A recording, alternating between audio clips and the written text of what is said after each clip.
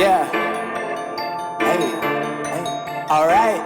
Hey. Yeah, I mean. So we about to take off. Hey. Please do remain calm.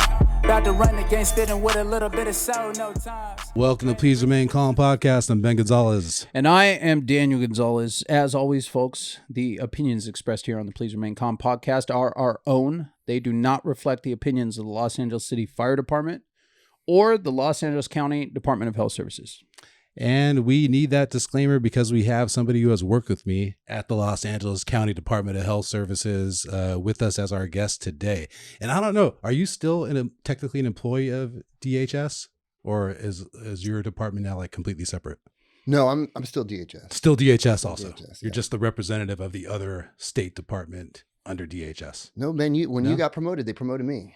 Wow. It shows that competence and excellence moves to the top. So I'm now All right. I'm now supervising a guy named John Opowski, who you interviewed on this podcast. We have. So let me introduce this big cheese that we have with us now. Our guest today is, I should have even asked you like what your exact title is so I don't mess this up, because I always, when I'm trying to tell Danny, I'm like, he's like the regional disaster director for like the Southern California mostly. But it's not all of Southern California. Guru. I prefer Guru. Yeah, there you go. Lord of Master of Disaster. Mike Noone is our guest today, you guys. Welcome. Yeah. It's great to be here. It's an honor to be here, guys. Thanks. I appreciate it. Honor to have you, dude. So let's give it to him from the top there. What is your actual title? You know, I hate to talk bad about the county. It's a kind of a BS county title. It could mean I was like a volunteer worker. I'm a Disaster Services Specialist. Specialist, yeah. Got it. That's it. Yeah. So the Disaster Services Analysts work under the specialist. Of course, logically. Yeah, of course. Or they could be the boss. No one would know from Yeah. those titles. Yeah. You rotated. You're mayor pro tem Exactly. of the disaster city. Exactly. Got it. All right. So a lot of people don't know. They know that I work at LA County EMS. We're at the Medical Alert Center, but there is a whole other side there that covers disaster medical services, and people aren't really aware that this even exists or how much you guys have to do. So if you want to like go into some of that and cover what it is that disaster is about. Sure, absolutely. LA County is such a unique individual with 10.5 million people, almost 100 hospitals. I mean, if you go to meet somebody, one of your counterparts, and you say, how many hospitals do you have in your county? We have 3. Yeah. We got 1 trauma center. It's like, wow, we got 100 hospitals, dude. Yeah. We got 25% of the hospitals in the state of California in one county. So to their credit, the LA EMS agency has maybe about 30 people working on disaster response and preparedness. We administer a bunch of state and federal grants. We give hospitals money to buy disaster supplies. My little section is really focused on the MOHOC, the Med Health Operational Coordination. And that's if a hospital needs to evacuate due to a fire, a nursing home needs to, not just hospitals. I mean, we're getting into nursing homes. COVID showed us how many parts of of healthcare we don't think about. Sure. Oh yeah. How important doctors' offices, dialysis. Let's shut them down because we don't have enough. No, you can't. These people need dialysis. Right. Yeah.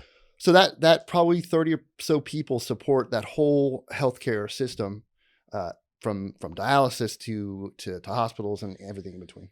What a massive undertaking, man. Seriously. And it was during COVID where I really started to get the scope of like, damn, Mike has a bunch of things that he has to do, where like, if he doesn't do it, like no one's getting these gloves. Yeah. You know what I mean? Like these masks aren't coming if he doesn't find them, basically, you know? Well, and to talk a little bit about that regional thing is, but for 7 years, I did that regional position, and the state, to their credit, has divided up California into 6 zones, 6 regions. Each one has between like 5 and 10 counties. And so they say, hey, if we need an answer out of region 1, which happens to be LA, Orange, Ventura, Santa Barbara, and San Luis Obispo. I had to say that about 1 million times during my time. Yeah. That they want to have one point of contact to call. Say, we need an answer from Ventura. We'll call this regional rep, and that was me. And so same way, Ventura goes, hey, we don't have any gloves. Can you ask around in Orange and LA? Orange and LA say no. We kick that up to the state. So that regional person, that job I did for about 6 or 7 years, was that intermediary between the two, Sure. kind of coordinating that information. So that was pretty cool. But then, as I said, and that was a great job. I traveled to Sacramento. I traveled around on San Luis Obispo. That was awesome. And then I got promoted, and now I do performance evaluations and time cards. And it's pretty cool. Sounds exciting. It's a lot of fun. Work your way up at the county, you guys. So your position, you know, for that amount of time seems like you're an intermediary, but it seems like a really important position. I mean, you're the guy that they go to. they don't just give that job to anybody. I mean, you had to build up your reputation to that point. So we kind of always like to kind of start from the beginning and kind of go through how you got from, graduating high school and being interested in being a firefighter and stuff like that, on one side of the country to where you are now in this position on the opposite side of the country. Sure. How did it all start for you? A lot of scandals. And so, finished high school. I think we had to do some volunteer work, and I volunteered at DC General Hospital. I went to high school in Washington, DC. Oh, cool. And DC General Hospital in like the 90s was like cocaine and a lot of shootings, a lot of stabbings. And I was definitely like a sheltered, naive white kid from the suburbs. Yeah. And it was awesome. Like, eye opener, huh? Yeah, it was total like, this is what I want to do. Went off to college, got my EMT, then went and got my paramedic. And some of the best advice I got was during my paramedic ride-alongs was, dude, the lifestyle of a private paramedic is rough. You're going to be posting up on corners. You're going to be eating fast food. You're going to be using gas station bathrooms. A lot of great people doing it, but just the pension, all that stuff is just not really there. Get on with the fire department. And so I got on with I was tired of Virginia for whatever reason, growing up there and wanted something different. So moved to Florida, went through fire academy on my own, got on with private academy. Yeah. Well, in Florida? Yeah. Okay. And that was, I think, as it is in California, a lot of times the smaller departments want you to do your own academy. Sure. Yeah. Right. Yeah. Like these South Bay, we both went through South Bay Fire Academy and like Redondo Beach, Hermosa Beach. Those all accepted that as their fire academy. Exactly. Basically. Yeah. So same thing. Went through a fire academy, got hired on, and being a paramedic was attractive. It's definitely helped me get hired more quickly. Sure. Did that for 10 or 11 years in Florida, kind of rose up to the rank of a lieutenant, which they didn't use captain a lot for the smaller departments. It was like lieutenant and then battalion chief or whatever. I didn't know you were there 10 years. 11 years. Wow, man. And what city? Well, I might tell some bad stories later, so. Just put it out there, dude. We're all right, man. You're in LA now. That's all right. You don't need to. Yeah. So, but I mean, as we get into the volunteer stuff, I have some critical things to say. Yeah, let's do it. So did that for about 10 or 11 years. I was dating somebody. She and I broke up. I want to be in a big city. I want to be a smaller pond. It was a town maybe similar to Hermosa or Redondo, like smaller beachside city, pretty chill. Yeah. In some ways, if you wanted to chill, it was cool. So I applied with LA County. This was like 2008, 2009, or LA City. I'm sorry, LA City. And it was funny. I was listening to your podcast with Chief Larson. Yeah. And she goes, man, from 2008 to 2013, we froze. I'm like, oh, shit. Yep. I died wherever I was in the process. That's what happened with our little brother. Yep. Yeah. He kind of was in that no man's land when they weren't hiring. So you're listening to that show like, see, you could have had me. You could have had me. You wouldn't be in this. You could have had all this. Wouldn't be in this position. Yeah. I would be halfway to my retirement now. Yeah, right. So got on with the Medical Alert Center. LA County EMS took a chance on this guy from Florida who was unknown to them and worked there for 2 or 3 years. It makes sense that you're from Washington, D.C. now. Okay. Yeah, but because when he arrived at the MAC, that's what we thought he was like an FBI agent or something. Oh, yeah. You know what I mean? It's like you see Mike has a clean cut look. We used to call him the MAC spokesman, public face of the MAC. And we were kind of worried to like cut loose around you. Because especially back then, like the group that we had, we all like hung out and stuff on weekends and things. We go drinking and shit. Yeah. And then one time he came out to hang out with us and he's drinking, parties. All right, Mike is cool. Yeah, we're going Nooner. Yeah. I was still undercover. I had to do that to get you guys. He had to write a report about all the things he did that night. Right. So I went to Orange, real brief to finish up. I went to Orange County EMS agency for 2 years. I was telling Danny that I did a lot of the, it's kind of sad, but the EMT discipline where someone gets arrested for DUI or domestic violence, or they're trying to apply and they go, hey man, I had a shoplifting conviction. Can I still be an EMT? And you have to look up the state regs and explain it to them. So did that for 2 years. And then that regional position opened up. I think they liked the fact that I did have that broad range of experience. Yeah. Did some fire EMS.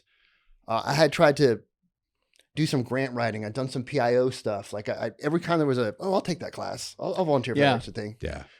And and I'm glad you brought that up, man, because that's something that I don't think we've talked about a lot on the show is you do a lot to get on, let's just say the fire department, right?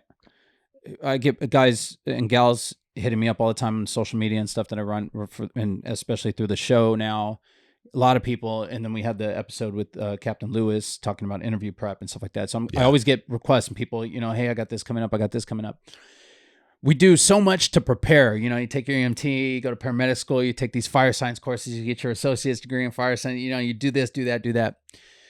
You got to continue that ball rolling even after you get hired. Yeah. You know, rookies, when we get rookies at the station, you know, that rookie year is tough.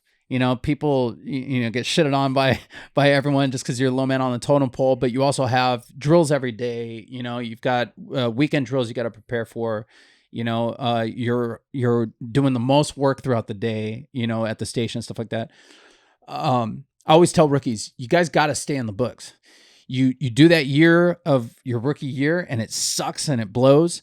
And then you get done and it feels like, whew, thank God, you know, but there's always something more to learn. There's always, you know, who knows if your captain has to go to a captain's meeting and they need somebody to sit in that seat. You should always, this is like the military, right? You should always know the next guy up's job, or at least how to do it and fill in. Keep that mentality as you're going through your career. You know, you never know where that is going to lead you, or a job comes up and, you know, there's 2 candidates up for it and you just happen to have 3 or 4 more classes than the guy next to you. Yeah.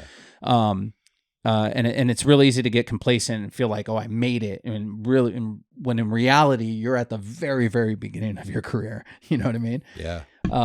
So yeah, I just thought that I'm glad you brought that up because it's something that people should keep in mind. And I agree with you 100%. And I'll add that your career will be more interesting. Oh, definitely. If you've, on your own time, took a swiftwater rescue 4-day course, but then a year later, the department's looking for candidates and you may have to repeat that course. Yeah. But they're like, oh, this guy already on his own initiative did something, whatever it was. The other thing too, you know, is having a broader understanding of the way things work. Sure. You know what I mean? Like, I'll work with like a guy from, you know, our Metro Dispatch or something, you know, that's working a saw day, you know, out of the pit. And I'll be bitching about something, you know, what the fuck, we're always getting dispatched to these BLS runs in this area or whatever, you know, and it's something I've been getting pissed at every time we get a run there and get my heart rate up and, you know, sure. and all that stuff and add, you know, dump some stress, you know, hormones and stuff like that, just shit that your body doesn't need. And then he'll be like, oh, well, that's because of this and this and blah, blah, blah, blah, blah. And if we send somebody here from there, we got to wait for that. And it's like, Damn. All right. Sorry. Okay.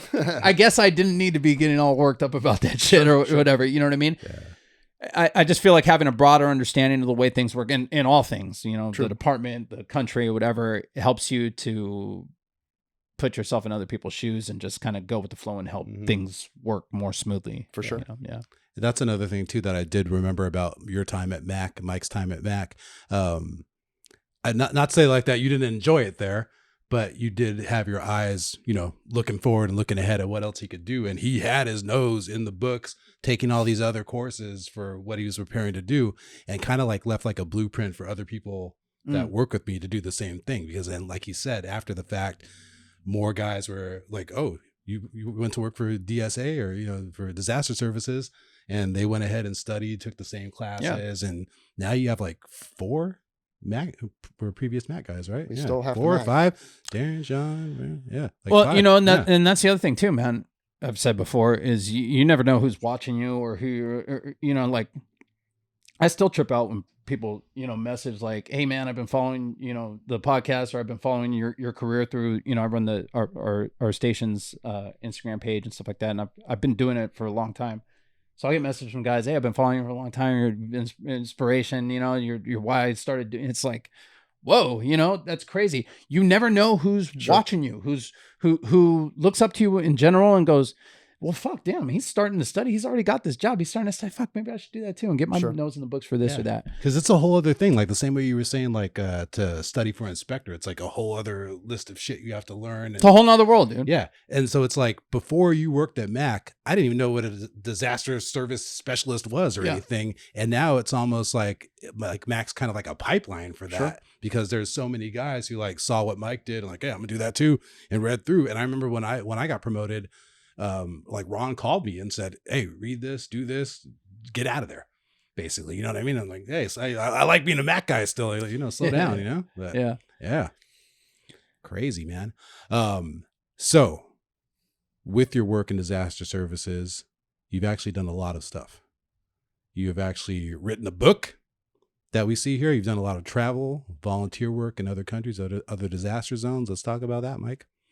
Cool. Yeah. I mean, I like to think I've done most things wrong, so I can share those experiences with everybody. All right. But I always loved international stuff. I'd gone over and worked in Haiti as just a regular volunteer, probably like 2009, 2010. And then when the big earthquake hit, I think it was 2011, I mean, 200,000 people killed in like 12 hours. Yeah. You know, Man. between the original earthquake, the aftershocks, people died after. I really wanted to go help. I knew people in Haiti. Luckily, they were up in the mountains. They weren't affected by the earthquake. So their internet was up and running. I said, can I come help? They go, we're fine. You know, we've lost power, but no injuries. And that was, and I was telling Danny a little bit, you know, I saw Doctors Without Borders. They're responding. And I'm like, I'm in. Yeah. I'm a firefighter and I'm a paramedic. And they're like, they need me. they're like, Yeah. who the hell? Like, we got trauma surgeons. We got people with military. Yeah. There's a billion firefighter paramedics out there, bro. And as I called around in that first week after the earthquake, I realized like you needed disaster experience to get deployed, but you couldn't get disaster experience without disaster experience. And it really I was so frustrating. I really wanted to help. I thought I had some things to do. And I finally found a smaller organization, it was a religious group that had had been running for a couple years, basically a birthing center, like for women to go have children in a safe, medically sound place. Right. And they used American doctors and nurses to come in for a month or two, help women have the babies. They had a lot of Haitian workers and midwives, but they turned over into a field hospital. Okay. Because they had oxygen and surgical supplies, and they were just filled with traumas. And they said, well, Mike, you know, we've sent our first team over for like a week and a half. If you want to be in the next team in, they were taking a chance on me. Mhm. What if I got over there and I was a child molester? What if I got over there and I was a thief? What if I got over there and had a nervous breakdown? Now you've got another patient to take care of. Right. And I would just, people who are listening, it's the same way. What if I got over there and they were completely irresponsible? They didn't have any food for us or water. Sure. You know, so that's not why these people don't take a chance on an unknown commodity, because it could be either way. Sure. Yeah. Yeah. To the problem. Did get over there. A company had donated like a private jet for us to fly over for our medical team. And it was kind of like an 80s limousine. It was all like blue leather, and it wasn't like the nice corporate jet. It was like the kind of cheesy. The donate one, yeah. Cheesy one. Flew over there, ended up working for about 2.5 weeks.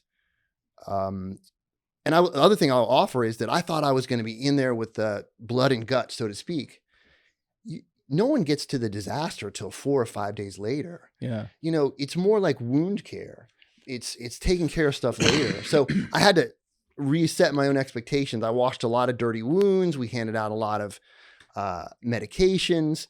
People are cooking over wood fires in the streets because their houses fell down. A lot of respiratory stuff. So it wasn't it was exhausting and mentally traumatic, but it wasn't the kind of intense paramedic trauma work that I thought I was getting into. Yeah.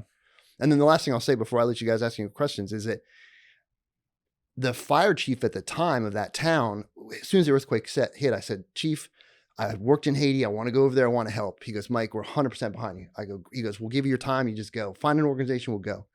Week and a half later, I was like, Chief, I'm getting an organization lined up. I think I'm going to leave in 2 or 3 days. He goes, Mike, you know, I can't really give you this free time. He goes, you're not really helping the taxpayers of our city. Yeah. He started backpedaling. Yeah. I go, okay, Chief. I go, fine. Listen, I got 2 weeks, 3 weeks vacation on the books. I'll take 2 or 3 weeks. I'll cover my shifts with a vacation. It's good. A day later, he's like, Mike, that's going to cost some overtime. I'm really not sure that I can support this. I mean, it's going to cost Your own time? my own time. The hell? Wow. And I said to him, Chief, I'm going to put the vacation slip on your desk. And if you don't sign it, I'm going to call the newspaper and say, I'm trying to use, and I was the PIO for the department. Yeah. I said, I'm going to call a newspaper and say, you won't let me use my vacation time to go to Haiti and help out. He never signed the slip. I No left, shit. And I came back. We never spoke of it. Wow. But I will offer to you, like, that's the kind of, you see some really good stuff in fire and emergency services, and you see some real weak leadership. Oh, yeah, times. for sure, man. Like totally. liability protection, like protecting themselves and protecting everything. So just, that's out there. Pros and cons. Yeah. Yeah.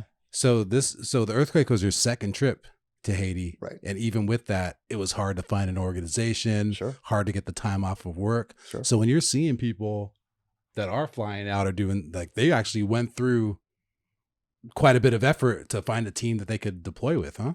That's been my experience. Yeah. That's been my experience. Yeah. Yeah, you would think that you would just say, "Hey, I want to go. I'm going to take the time." Like people are happy to, take you, welcome you aboard. But Yeah. that makes sense, man. You do have to kind of vet these people. Like you have no idea who's volunteering and why they're volunteering. Sure. Absolutely. Because that's another thing too. Like you want to think, okay, it's call to service and everything, but also, you got to make sure somebody just doesn't have like a screw loose and just wants to go try to exploit whatever's happening. Yeah, and there are people that do that too, take donations and stuff like that, and then it's a total bullshit organization. Yeah. How did all this circle around and come into you writing the book? Let's talk about the book a little bit. Sure. So, disclaimer: I went over the course of like 4 or 5 years. I figured out how to get that experience, and then I went and spoke. And it's an to say like seize an opportunity. People were calling for speakers at an International Association of Emergency Management conference. I said, man, how do I become an international volunteer? I didn't know. So I spoke on that topic.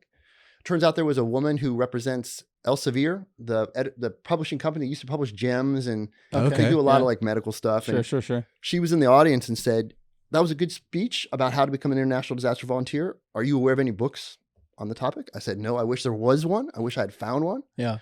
And she said, would you like to write one? And I said, well, I become rich. And she laughed. And now and if anybody wants to pick up the book, that's fantastic. I get like $1 or $2 and Elsevier gets the other $30. But I spoke at a conference about my experience of how to get step-by-step a system to try to get enough experience that you had credibility with one of these organizations. So you've found then that once you have a few under your belt, you become like more of a known commodity in that community, then it's easier to get deployed. 100%. You can call anywhere. You've worked with so-and-so. Or even, and it is so-and-so, it's personal connections. I completely agree. Yeah. But I have some interest in going to Ukraine and helping out. Of course, it's a big disaster. I like that stuff. I want to help. Right. And I sent somebody my resume and she's like, when can you leave? I mean, you've been to Nepal, you've been to the Philippines, you're on one of the federal disaster teams. I'm on a DMAT, disaster medical assistance team. Boom, I've got that credibility. It wasn't like, this is my first time. Sure. Yeah. Yeah. It's kind of like mom with like the Olympics and World Cup and stuff, Yeah. It's like, strong resume. These things pop up and you got this group of people that yeah, can handle these sorts of things. You definitely want somebody like that on your team as opposed to also another point too. You never know who's watching or who's listening to you because Mike goes and gives one speech. Was that like your first keynote speech? Yeah, absolutely. First speech. Yeah. And there's a publisher in the audience. Hey, you want to write a book based on your speech? I mean, that just, that just goes to show that you have to walk through the doors that open for you in this world too, man. Yeah. Sometimes things present themselves and change is scary. Doing something that you're not used to doing or that makes you uncomfortable is scary. But, I say it all the time, and Zeke actually made t-shirts for his, everything you want is on the other side of fear. You gotta overcome the things that scare you. And when a door opens, walk through it and take advantage of opportunities that present themselves to you. Mike started that when he moved to Florida. Yeah. Well, that's just true. That's just it. You look around at your life and you go, hey, I'm not happy with what's going on here. I feel like I can do more, and fucking do it. You know what I mean? I think most people and a lot of people look at that and look at change like that, or moving to a different city, or starting off trying to get on the fire department or something that seems unattainable at the beginning, and they go, I'd rather work over here, at my hourly job and get my guaranteed money and not risk it, sit on my biscuit. Instead, Mike is over here looking at which place in America needed the most help. Yeah. And then he took it to Haiti. So then you took it to Nepal. Did you drop a Nepal in there? Name drop Nepal? Yeah, that's how I roll. All right, man. Tell us about that, please. When that earthquake struck, mostly around Katmandu, the capital, that was probably 5 years ago. I'd have to look that up. But I had already... So the Philippines was the super typhoon hit the Philippines probably like 7 years ago, and I went with a small group to set up there, and then that same group was sending a group to the Nepal after the earthquake. Okay, then let's back up then and just go. We'll start at the super typhoon. All right, we'll start. That's the first time we got a guest to say Katmandu. Yeah, I was. Yeah.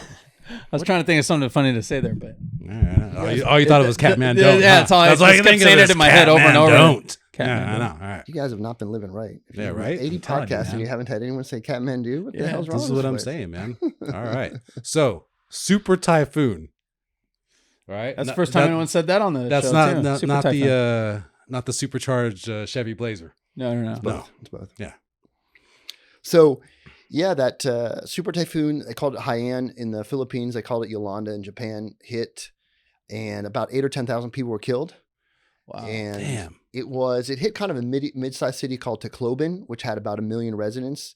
So that's a good sized city. I mean, it's not like a little town. Right on the coast. Right on the water. right It's a on the port water. city. Yeah. And Well, same technically. way, the group that I had gone to Haiti with was only focused in Haiti. You know, they do that hospital for pregnant women, and that's all they do. Yeah. So they weren't going anywhere. But I called around and emailed around. I put the work in and found a group, and they were like, "Well, we're sending an advanced team over. One guy's going to be focused on sheltering. You know, what kind of housing, tarps, all that stuff. One guy's going to be focused on micro enterprise, which is like giving fishermen grants of $50, $100 because they can't fish. Their nets were destroyed. This guy can come and give out, little micro grants, but we need somebody to do our advanced team for the medical side. And we don't really have anybody. And we're going to take a chance on you. And I'm like, well, I'm going to take a chance on you because we could get there and who knows what could happen. So we flew in to the other side of the island. We took a bus and then we took a ferry. And we ended up in Tacloban, the city that was kind of the epicenter that was struck. And then it's all networking. It's trying to find somebody who can give you space for a clinic. It's trying to find somebody who can give housing for the team. You're doing all that on the ground. Yeah. Whoa. So you just kind of show up and where am I? What's going on? Take a look around and say, where do I start working and figure it out yourself when you get there? Yes and no.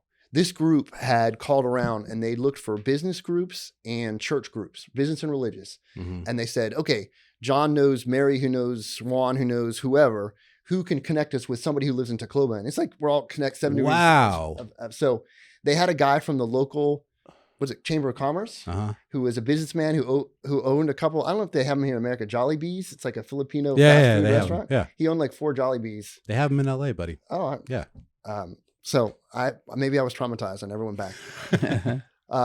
So he owned a couple of those. They try to you try to show up with like 5 or 6 connections and see which one works out. Yeah. Wow. And so the Jollibee guy worked out. He was going to have us use one of his Jollibees as a clinic. Wow. Is there nothing they don't have at Jollibee's? There's chicken burgers, there's spaghetti with hot dogs in it. There's medical supplies. Wow. So then, and last, and I'll finish by saying, his kids had been delivered at a local hospital, and he was like, well, it'd be nice to use my hamburger restaurant as a clinic, but maybe I'll also go to this hospital. And the hospital's like, we got a wing that was flooded. We've cleared all the crap out. If you guys want to set up like your medical team in the wing of the hospital, I'm like, yeah, it's a lot better than Jollibee. Yeah. And so the Korean disaster medical team, which had more equipment, they had X-ray and lab. The Korean medical team took over their ER. We took over this, kind of oncology wing or whatever it was that wasn't being used. So they did like the more acute ER patients. We did the less acute. And I was there for about 2 weeks doing that. Wow. 2 weeks. Wait, wow. so was the plan then to have the Jollibees open and have a clinic on the side of it, like in the dining room? No, it was just, we were going to be all clinic all the time. Oh, okay. Man, I would have liked that. So after 2.5 weeks, say, is there another team that comes in to continue the work, or because you're not done at Correct. 2.5 weeks, right? Obviously, there's long-term care and help that's needed, in these areas. Is there a second team that comes in after you and goes for a couple weeks, or do you choose how long you stay there for? How does that work? Yes. All right, good. There's a lot of practical and ethical considerations, and I've seen it every time I've responded. For example, in Haiti, a lot of these like high-profile disaster surgical teams came from Germany, Israel, Cuba, and they jumped in, and they were there within like 48 hours. So they still had people with broken arms that were hanging and amputations, all this stuff. And they gave like 2 weeks of care, and they hit the road. And we show up. I was the second team in, and you've got a person who's got a little baggie of pills. No one knows what's in there. It's a bag of pills. Yeah. And they go, the such and such country gave me this bag of pills. What are they? Antibiotics? Are they pain pills? Give me one of Man, those. Yeah, right. What did they diagnose you with? Yeah. Why are these for your chest cough? Are they for your broken arm? So Danny, how do you do that Yeah. continuum of care? Sure, Right. sure, yeah. The ORIF, which if you don't know what that is, that's like the erector set. If you have a broken arm and they've got the basically the metal pins going through your arm with a piece of metal on the outside, Yeah. they just left. Those other teams like put those in and split. And these people are living in the mud in a tent. Yeah. And so you've got to have that continuum of care. You've got Sure. to keep doing it. So my teams usually had a second team come in after us, but then you've also got to transition to the locals. And hopefully after a month, the local Everything's settled and- hospitals, yeah. health departments are up and running. Sure, But sure. initially, yeah, these teams from the other countries come in, they look good, they're there right away, look like they're fixing everything, but then there's no continuity. They just kind of bail, nothing gets passed on. Sure. You have a bunch of people that need follow up that don't know what they're following up. We had people who were like, when's your cast going off? I don't know. Yeah. When was it put on? I mean, I don't know. A couple days after the earthquake, like we took off a lot of casts. I stayed in Haiti a little bit longer, like maybe 3.5 weeks. And we did a lot of cast removals and we kind of guessed this is the time. Hope Yeah. this is all right. This time. It's Wiggle Take your it off arm. and they go thunk. Yeah, right? That's crazy. because dude. also not just because we were like bored and wanted to do cast removals, but the casts were wet Sure. Yeah. or whatever. And it was Yeah. like, it's not doing shit. We got to Yeah. cut it off. Exactly. Yeah, that always blows my mind, man. When I used to see it a lot when I worked on Skid Row. You know, you get somebody, you know, they're walking with a limp and, you know, my leg hurts or whatever, and you cut their 5 layers of pants off and they have, you know, a pin This going in hardware here, a sticking out, rod yeah, here, all this yeah. hardware sticking out, and it's like, you know, healed over the metal and like scab and like, you know, a wound that, you know, was Yeah. never treated. And so it's just like a hole and you can see a tendon working in there and you're just like, what happened here, dude? Oh, I got hit by a car. When did that happen? 2.5 years ago. Like, what? They just left this and you're like, oh, I was supposed to go back and I never went. Yep. It's like, holy shit, man. People just will live like that. Or like someone out there has no fucking idea. Yeah, I'm sure they probably think, oh, I guess this is Yeah. my life now. This is how my arm works, you know? That's the thing we'd have to deal with at the MAC too, was like there were certain people like they could get the care, they needed it, but they're not going to follow up. So one of our doctors will be like, this is going to be like an 8-hour procedure. It costs a ton of money. And then this guy has to come back every week. He's not going to come back. Yeah. You know what I mean? It's exactly like you say, they'll find Yeah. him like that. Who knows how many hundreds of $1,000s went into that guy's leg and Yeah. hours of surgery. And then he just bailed Yeah. and didn't come back. Yeah. And he's not Yeah. feeling it because, Exactly. You know? Exactly. But what Mike's describing is a whole other situation because you just assume, okay, relief comes, there's these groups that go out there, they send people, they're taking care of things, but you don't realize that it's basically like patched together. yeah. You know what I mean? Yeah. And like you said, like they're just like working out their own personal networks of churches and religious groups and donors, the Jollibees guy, you know, like they're just counting on that. Yeah. In a disaster. That's crazy, man. Have you ever been to a disaster like what's going on in Ukraine? Like, have you ever been to or been involved with something like in an active war zone like that? Like, how would that change what you guys do? You talked about wanting to go to Ukraine to help out. What would helping out in a situation like that look like if you were sent there? Well, I'll also say, and I'll answer your question, is that you've got to take your personal situation and your family situation into account. Sure. I was very interested in going to help out with Ebola. I Mm-hmm. had the experience. I had the credibility. I think I would have been accepted for a team.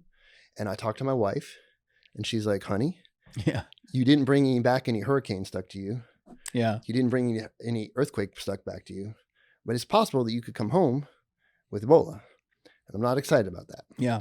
Yeah. So I've had a similar conversation with my wife about going to Ukraine because I've never gone to a war zone or anything like that. And there are different missions. The two that I was looking at were to be a trainer in that TCCC, which is trauma, something, basically how to, bullet wounds and trauma. Yeah. And so they're bringing a lot of the Ukraine troops and first responders in for a 2 or 3 day course and just rolling them through. Sure, Here's how yeah. you do a gunshot wound. Here's how you splint. Here's how you use a Right. tourniquet. And I have some experience with that. And so I would be a trainer, and to use some of the terminology from our world, I'd be in the cold zone, probably be like near the border Yeah. of Poland and doing some training. They want a month. They want a month away. Then the other mission that this group has is medevac. And so they are running ambulances up into the warm zone to get patients maybe closer to Poland, into Poland, wherever. Sure. Some little things I've been finding out. My life insurance would not cover me if I was killed in a war zone. Oh, wow. So, hey, honey, I died over there. Also, You don't get shit. You're on the hook. Yeah. screwed. Yeah. I looked up how much a $750,000 accidental death and dismemberment policy would be for 3 weeks. It was $1,100. Wow. Wow. So if I wanted to get some coverage Yeah. over there, I'd shell out That ain't cheap, $1,100. Money. But no, to answer your question, Danny, I've never done anything like that. So there's a lot of discussions going on. Yeah. Again, but those are more things you have to consider that you just wouldn't think about. Because again, like the idea in your head, at home would be, if I want to go there, I want to volunteer, they'll just accept me. There's not anything else to think about. But yeah. No, my life insurance. Jake from State Farm says, "Oh, you decided to go to Ukraine." Yeah. You know what I mean? Denied. Yeah, exactly, dude. I'm glad you brought up your wife. You, how long have you been married? 8 years this summer, together 10 years this summer. All right. I put him on the spot and he nailed it. He found love do you after have working kids? at the Mac. We have a 4.5-year-old and a 6.5-year-old. How does that factor into your decision making with like what you decide to get involved in and how supportive, because it's another thing, especially, the fire department as well, a lot of time away from home, Sure. and without the support of my wife, without her being the person that she is and understanding this job, she was an Explorer Scout with Montebello Fire Department and stuff like that. And she works in she's a PA at Cedar Sinai. So she's knows about this world. It would be difficult to be away from, from her without her complete understanding of the lifestyle and my time away from home, time away from holidays and family events and stuff like that.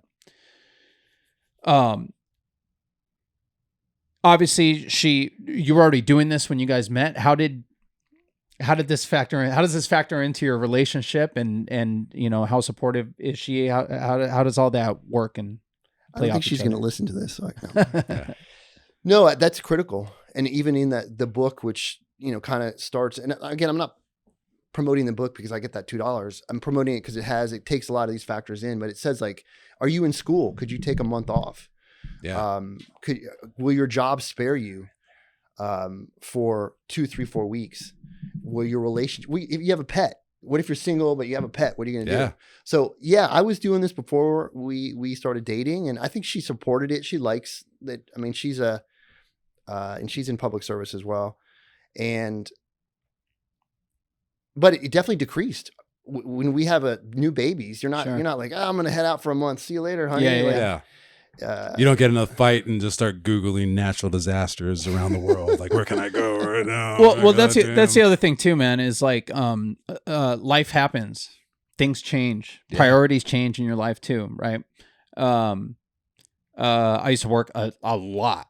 I used to work a ton, 6, 8 overtime days a month, something like that. Right. Mm-hmm. And I have this memory of this engineer, when we were talking about it, about promoting, because I was like, I like being a firefighter medic. I love it. I'm making great money. I'm working my ass off, dictate how much money I make, all this stuff. And he goes, yeah, but you're gonna have kids, man. And when you have kids, you're not gonna want to come to work. And financially, it's gonna be better for you to promote to these higher paying jobs so that you don't have to work as much, right? And I can remember thinking at the time, like, I love this shit. You're tripping, but it happens. You get kids and they start, little league and jiu-jitsu and the different things that they do, and they take up your life. Life changes and your priorities change. Well, and I'll say, just like any job that's not a normal job, a night shift job, a 24-hour job, the disaster stuff, it puts a strain on your relationship. Oh yeah. And I remember in Haiti, and I was kind of naive. I was like, I don't know if she's a nurse, a doctor, PA, what she was, but it was obvious that in the evenings, like when we take a break after our 12-hour shifts, she was kind of like in the corner canoodling with this guy. And I was like, well, it's kind of amazing that she brought her boyfriend. I mean, that he's also medical, and what a coincidence that they both deployed on this team. And then I was like, wait a minute. She had showed up probably lonely, and her relationship at her home was faltering, and she found somebody else who was lonely. I had a friend who was in South Sudan for a year working with a food aid program. And she's like, Mike, we would be out 6 days a week, 12 hours a day, doing these like feeding programs, seeing the most roughest stuff, kids' bellies starving. Sure. And she goes, we go back and party hard, escapism, Sure. hook Yeah. up, drink. And so, and you know, now that I'm married, I'm like, that sounds pretty good.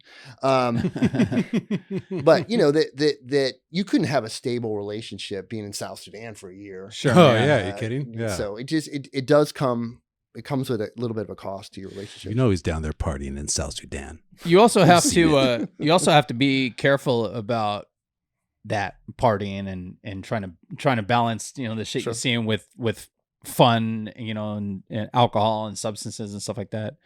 We've talked about that in the past on the podcast too. You know, it's real easy to use that stuff as a crutch, you know, instead of like talking about things and really doing real work to get stuff that you see, you know, out of your head, or at least, you know, so it's not trapped in there affecting your psyche. But yeah,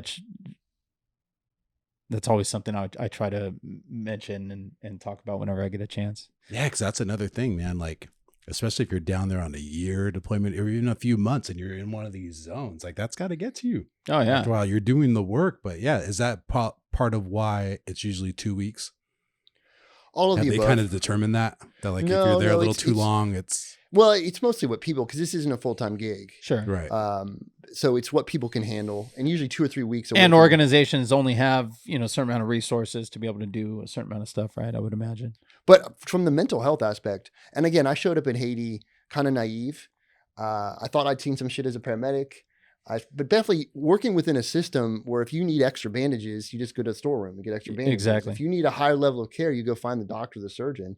And in Haiti, it was like, we're it. And we did have 1 or 2 doctors with our team, and this to despair. I mean, Haiti was super poor to begin with before the earthquake. Right. Yeah. So I came back, I think, with a little bit of PTSD, and I didn't know how to handle it. I didn't know what to do. I was just kind of angry all the time. And I actually went and spoke to, and again, talk about seizing opportunities. Somebody had heard from a local community college, oh, you went to Haiti, you want to come talk?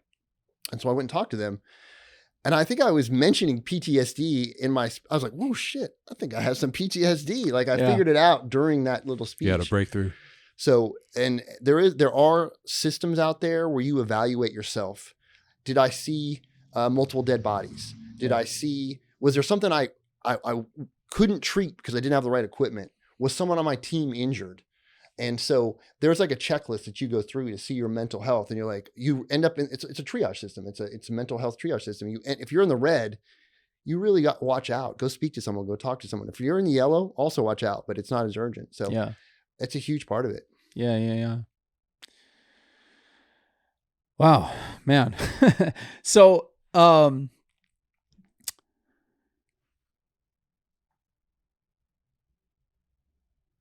lost my question. Nepal. Nepal. Let's take it back to Katmandu. All right. We're All back right. at Cat now So we twice. survived. We got through the super typhoon in the Philippines, Jolibee, that whole saga. You said it was the Philippines team that got you to Nepal? Correct. And so this time they said, Mike, we're not going to send an advanced team over. We're going to get the whole team together, 10, 11 people. You're going to go through Dubai.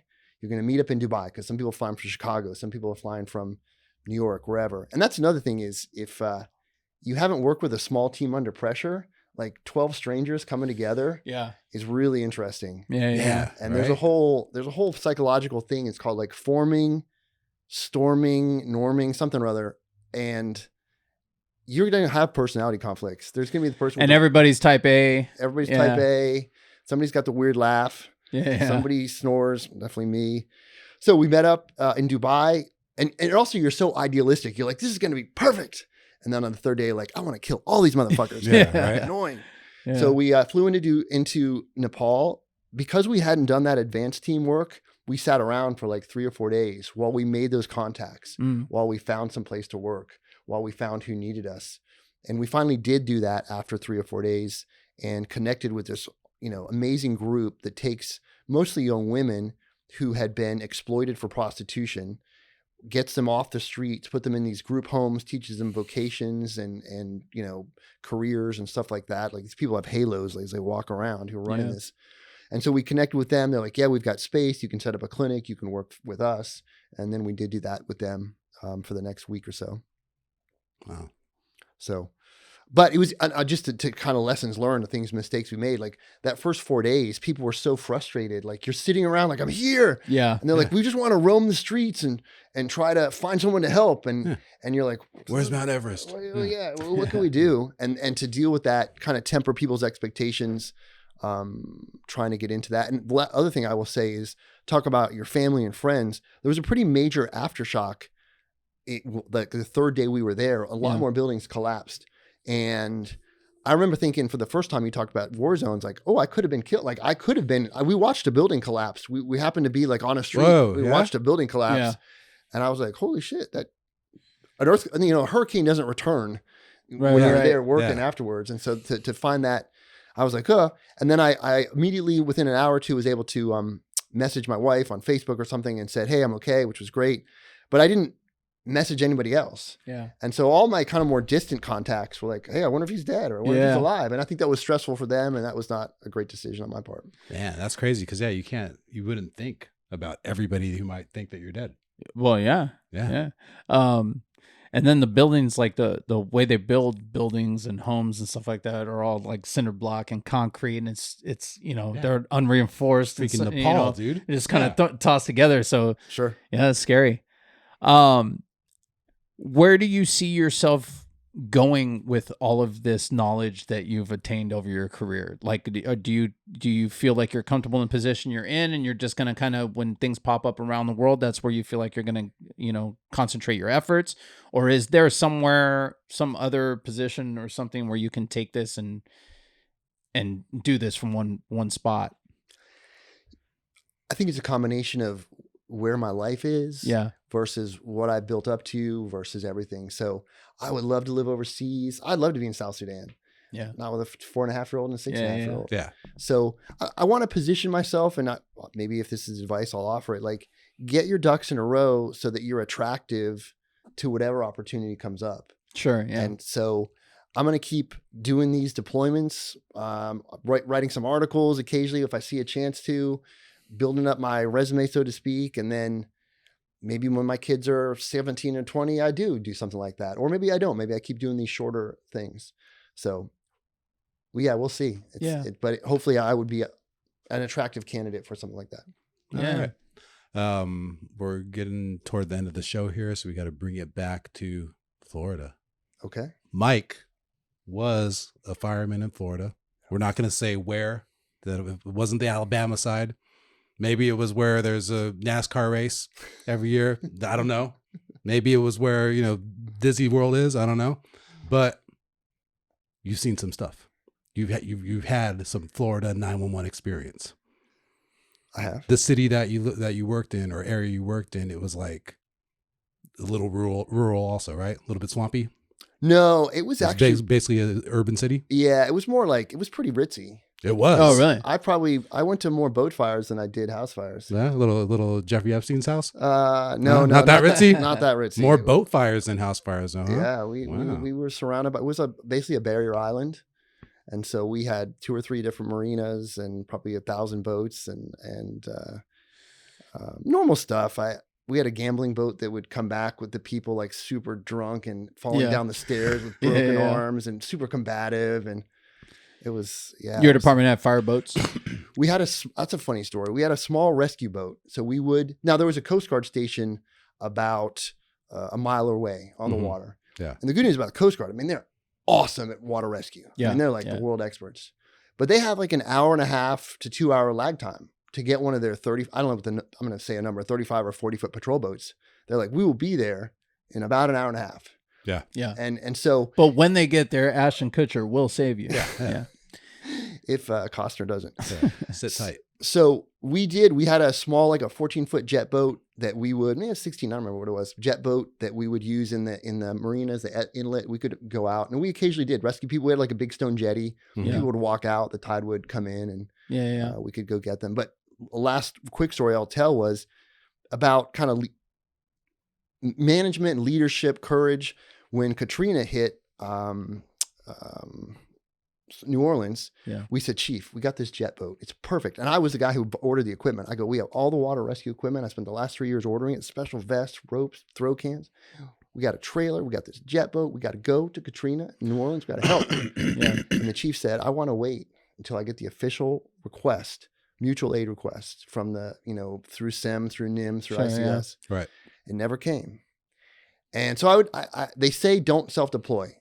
And I agree with that, but also have some damn courage and get out there and try to push harder. And so we watched the civilians do 1,000 rescues in their boats, and good for them. Yeah. Good for them. Yeah. Whatever boats they had. Whatever boats they had. And I'm like, we have the boat here that's perfectly set up. And the knowledge, The and the knowledge. equipment. We're like these ropes. 10-hour drive. We could be there. And so, I mean, that was a failure, I think, of leadership, but also the system.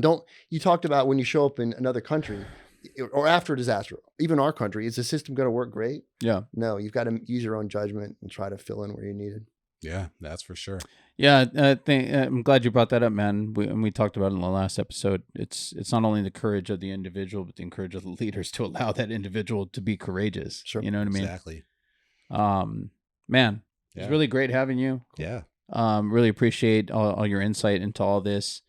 Where can people find your book if they want to give it a read? Sure. So I'll just, my 2-sentence description of it is it kind of starts from A to Z. You do some volunteer work. If you get a chance to go to Mexico or, wherever, do like a non-disaster volunteer, it just builds that experience. Camping, hiking, the right equipment, the right boots, the this, the that, getting used to not showering for a week or two and using wet wipes. So it's available at Barnes & Noble, Amazon, the Elsevier website. I think it's a useful system to try to gain that experience to go there. And the title, just so. It's kind of on the nose, but it's How to Become an International Disaster Volunteer. Boom. Mm-hmm. Thank you very much for coming on. We really appreciate you coming on and sharing all this with us, man. It's stuff that, Ben knows a lot more about it, but I wasn't aware of, all of it. And I'm sure most of our listeners weren't aware that a position like yours even existed, or, a book like this even existed if they want to get into something like this. So, really appreciate you coming on. You guys can follow me at Danny Gonzo 34 on Instagram and Twitter. Yeah, dude, you were great, man. I tried to get you to give us like a meth alligator story at the end. You resisted, Mike. Well, I only have the ones that involve me, so I don't want to share Dude, this. that's what I'm saying. He's Florida man. He's like, I am the Florida man. I can't give you other Florida man stories. You know what I mean? That fireboat didn't have like a turret on it. You guys weren't firefighting from that boat. It was only rescue. So you'd pull up the engine to the dock and just hit it with lines. Oh yeah. So fires on a boat. I thought you meant that little rescue boat. We would. They had hydrants at the end of the docks. Yeah. We would hook up and just go, and it was, and they fiberglass on fire. And luckily, they weren't really occupied. It wasn't a life safety issue. It was just boats just burning. It happens in the harbors there. Yeah. All right. Marina too. All right. You can follow me at Ben9Humor, Ben number 9 humor, like benign tumor. It's a clever handle. You can follow the show at PRC Pod on Instagram and Twitter, or at PRC Podcast on TikTok. You can also email us, contactprcpod@gmail.com. Mike, where can they follow you, and what would you like to plug besides your book? just the book. But if they want, I have a website, internationaldisastervolunteering.com. I used to post some stuff on there. I had kids. Got a lot less, but the book is the best solution. But then they can find me if they Google my name, Michael Noone, Noone. If they have any questions, reach out to PRC Pod, and I'm happy to answer any questions about how to get into disaster volunteering. I want to be a mentor. All right. If you guys want a shirt here, my prcpodcast.myshopify.com. Mm-hmm. Mike gets one for being a guest on the show. Woo-hoo. So you can go on Mike's website and see his personal views from 10 years ago, whenever you last updated on that. All right, you guys. Thank you guys for listening. Thank you, Mike. Everybody be safe. Later.